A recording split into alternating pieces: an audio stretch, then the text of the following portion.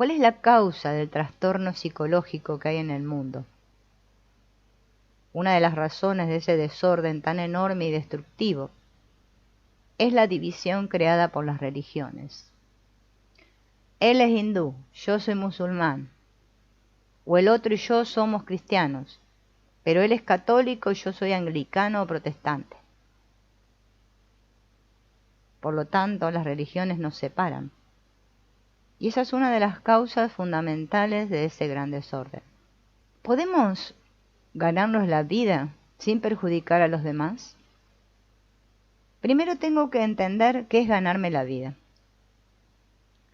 Es cubrir mis necesidades básicas de alimento, ropa y techo.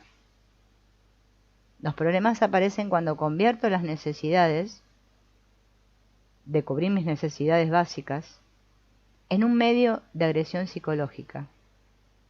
Es decir, cuando hago de esos recursos esenciales, alimento, ropa y vivienda, los transformo en un instrumento de engrandecimiento personal. Y ahí, subsistir se vuelve un problema. Y nosotros no nos abocamos en obtener lo necesario para vivir, sino en utilizar esos recursos para el engrandecimiento psicológico, para la expansión del yo.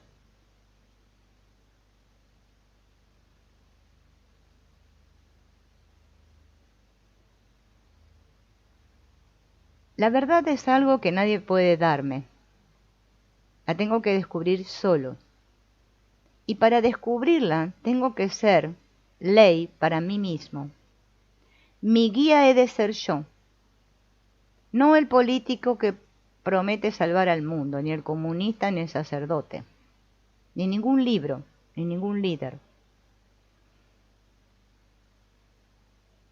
Por lo tanto, no hay autoridad, lo cual significa que estoy completamente solo, no solo de cara al exterior, sino completamente solo interiormente, es decir, sin miedo. La paz es responsabilidad mía. Es responsabilidad mía cómo vivo y cómo soy. Si quiero que haya paz en el mundo, tengo que vivir en paz. No odiando al que tengo al lado. No con envidia. No compitiendo. Porque de esa libertad nace el amor. Y solo una mente que ama sabe lo que es vivir en paz.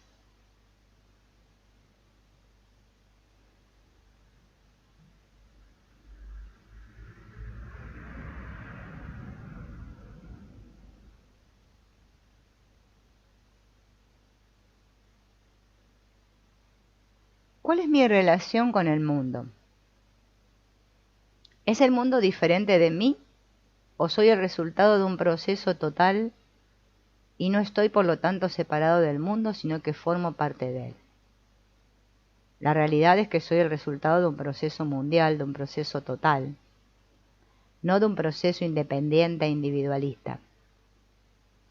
Soy, en definitiva, producto del pasado y estoy condicionado por las influencias ambientales, políticas, sociales, económicas, geográficas, climáticas, lo que significa que no estoy separado del mundo. Somos el mundo y el mundo es lo que somos nosotros. Por consiguiente, el problema del mundo es mi problema. Y si resuelvo mi problema, habré resuelto el problema del mundo. Dado que el mundo no está separado del individuo, dado que está constituido por el conjunto de todos los individuos, es inútil y es una absoluta pérdida de tiempo tratar de resolver el problema del mundo sin haber resuelto cada uno su problema individual. El mundo no es algo lejano o abstracto, es donde vivo. Está hecho de las relaciones que tengo con mis amigos, mis vecinos, mi familia.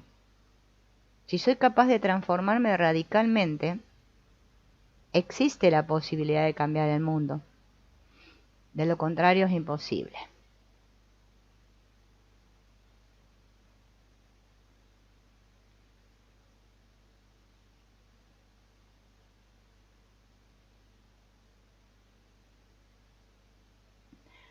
Nosotros no podemos frenar el desarrollo tecnológico ni podemos suprimir los aviones, pero cada uno de nosotros podemos erradicar las causas del uso espantoso que se hace de la tecnología. ¿Por qué? Porque las causas están dentro de mí. Y esto es algo muy serio, y como no estamos dispuestos a tener esa seriedad, hacemos pactos, organizamos sistemas de seguridad internacional. Pero la codicia y la ambición dan al traste con las buenas intenciones, y así es como la guerra y las catástrofes continúan. Si yo quiero ayudar a otro, es imprescindible que me conozca a mí mismo, puesto que el otro es resultado del pasado lo mismo que yo. Dada la interrelación de todos los seres humanos, si por dentro estoy enfermo de ignorancia y de resentimiento, si soy esclavo de mis pasiones, inevitablemente contagiaré a los demás mi enfermedad y mis tinieblas. Si interiormente estoy sano e integrado, transmitiré luz y paz. Si no lo estoy, solo provocaré más caos y sufrimiento. Para comprenderme tengo que estar atento a mí mismo, con paciencia y tolerancia. El yo es una obra de muchos volúmenes que no puede leerse en un solo día. Pero una vez que empiezo a leerla, debo leer cada palabra, cada frase, cada párrafo, pues en cada uno de ellos está presente la cualidad de la obra completa. El principio es el final. Si sé leer, encontraré sabiduría suprema. Si soy consciente de todo esto, me preguntaré, ¿puede cambiar el ser humano? ¿Puedo cambiar yo? ¿Podemos cada uno experimentar una total mutación del ser humano que somos? Una transformación tan profunda que nuestras relaciones dejen de ser egoístas, basadas en lo que a cada cual le conviene a cada momento. Porque lo más importante de todo es la relación. Y a menos que haya una revolución radical en la relación entre los seres humanos, hablar de Dios o hablar de las Escrituras, citar los Vedas, la Biblia o la palabra de los sabios, es una absoluta insustancialidad. No significa nada, a menos que los seres humanos sepamos relacionarnos.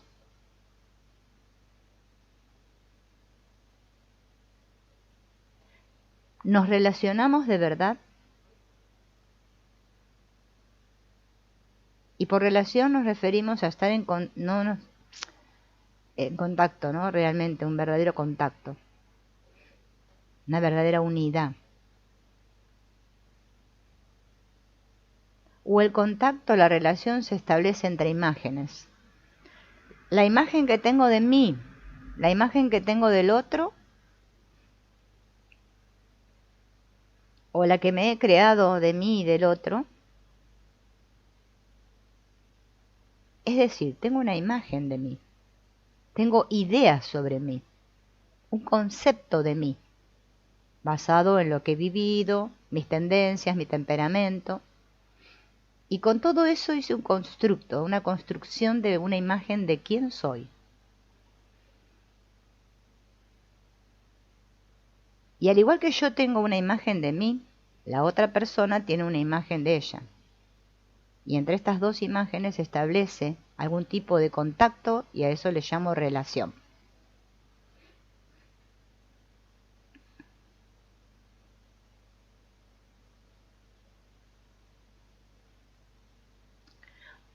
Para poder relacionarnos de verdad, tenemos que destruir la imagen.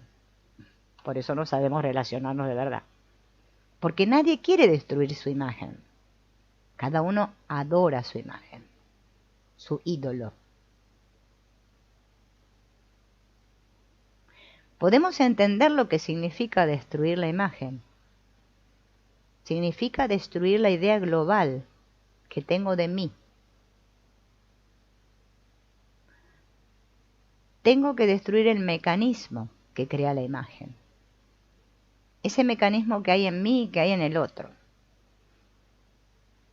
De lo contrario, da igual que destruyamos una imagen, porque el mecanismo va a crear otra imagen. Por lo tanto, no solo tengo que darme cuenta de que esa imagen existe, es decir, percibir mi imagen de mí mismo con claridad, sino que además tengo que estar atento para descubrir qué mecanismo crea la imagen.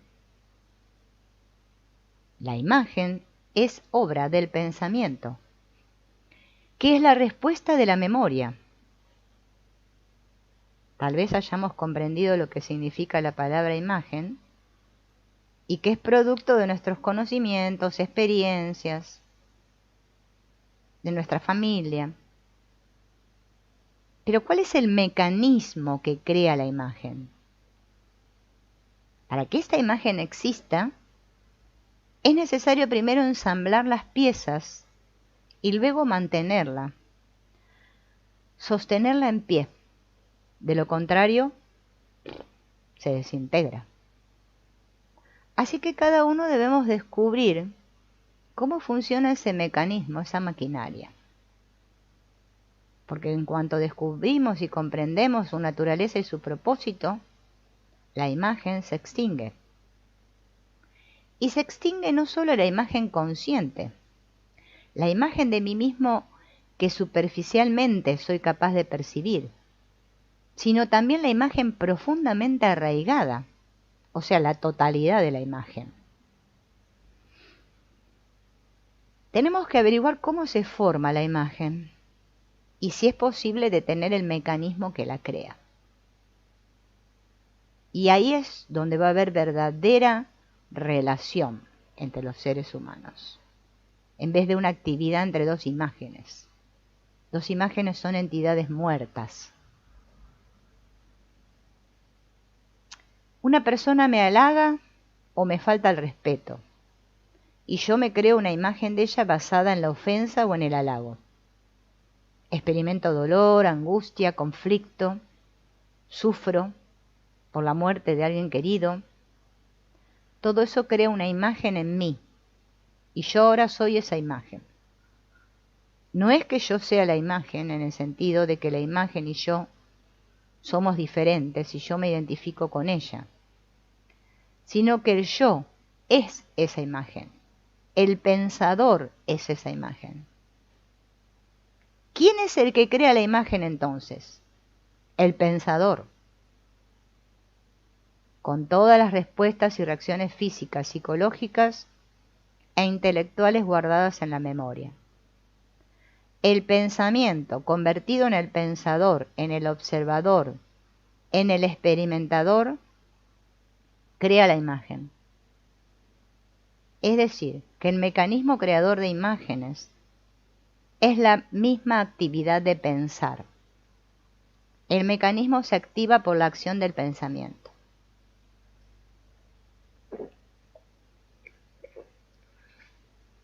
Primero vamos a ver cuál es el problema. A ver, el pensamiento crea al pensador y el pensador empieza de inmediato a crear la imagen de sí mismo y dice: soy un ser divino, soy Dios, soy el alma, soy sacerdote o no soy sacerdote, soy hindú, soy cristiano y todo lo demás. El pensador crea la imagen y vive en ella. Luego el pensamiento es el origen del mecanismo. Y al escuchar esto nos preguntamos: ¿cómo puedo dejar de pensar? No es posible dejar de pensar. Pero sí es posible pensar y no crear ninguna imagen. Así que me doy cuenta de que en realidad la mayor parte de las relaciones se basan en la formación de una imagen. Formo una imagen y a través de ella establezco o confío en poder establecer una relación con otra imagen. Y claro, entre dos imágenes no puede haber relación. Si alguien tiene una opinión de mí y yo tengo una opinión de él o de ella, ¿qué relación puede haber entre nosotros? La relación solo existe cuando es libre, cuando se ha liberado de la formación de imágenes. Solo una vez destruida la imagen y una vez que el mecanismo constructor de imágenes se haya detenido definitivamente, se acabará el conflicto. Y ahí habrá paz, dentro de mí y fuera. Solo cuando hayamos establecido esa paz en nuestro interior, podrá la mente expandirse. Solo puede haber libertad si la mente no está en conflicto. Y la mayoría de nosotros vivimos en conflictos. Para escapar del conflicto, me hipnotizo a mí mismo o me identifico con alguna causa, una misión, una creencia, una secta, una filosofía. Me identifico hasta tal punto con ella que vivo como hechizado, en estado de somnolencia. Pero la mayoría estamos en conflicto y a la vez queremos ser libres, sin darnos cuenta de que solo cuando termina el conflicto hay libertad. Mientras haya conflicto en mí, puedo buscar la libertad, pero jamás la encontraré. Así pues, relacionarnos significa poner fin al mecanismo que construye la imagen. Porque cuando ese mecanismo muere, hay verdadera relación. Y definitivamente termina todo conflicto.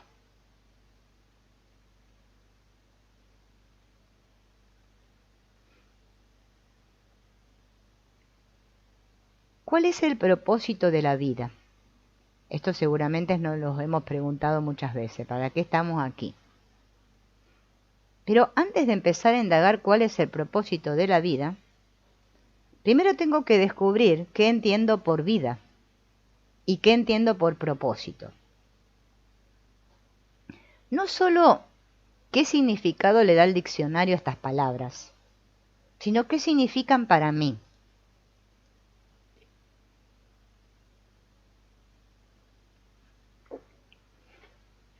Sin duda, la vida es una acción diaria, los pensamientos y sentimientos de cada día, en nuestras luchas, dolor, la ansiedad, la decepción, las preocupaciones, las rutinas, la burocracia, la economía. Todo eso es vida, ¿verdad? Con la palabra vida nos referimos no a un determinado sector o capa de la conciencia, sino al proceso de la existencia en su totalidad, que es nuestra relación continua con las cosas, las personas y las ideas. Eso es para nosotros la vida, no es una idea abstracta. Bien, si esto es a lo que llamamos vida, ¿tiene la vida un propósito? ¿O es porque no comprendemos que la vida se traduzca a diario en dolor, ansiedad, miedo, ambición, codicia? Es decir, porque no comprendemos las actividades cotidianas de la existencia, por lo que necesitamos que tenga un propósito. ¿Por qué necesitamos que la vida tenga un propósito? Buscamos un propósito para poder orientar nuestra vida diaria hacia un fin. Esa es obviamente la razón de ser de propósito. Pero si comprendo cómo vivir, el propio hecho de vivir es suficiente. Me preguntaré entonces cuál es el propósito de mi vida. Si amo a alguien, ¿no es suficiente en sí mismo ese amor? Es obvio que buscamos un propósito únicamente cuando no comprendemos o cuando queremos tener una norma de conducta que nos guíe hacia una meta. La mayoría queremos saber cómo debemos vivir. cómo debemos comportarnos. Así que o bien tomamos como modelo de vida a aquellos a los que admiramos, ya estén vivos o muertos, o bien tratamos de establecer un patrón de comportamiento basándonos en nuestra propia experiencia.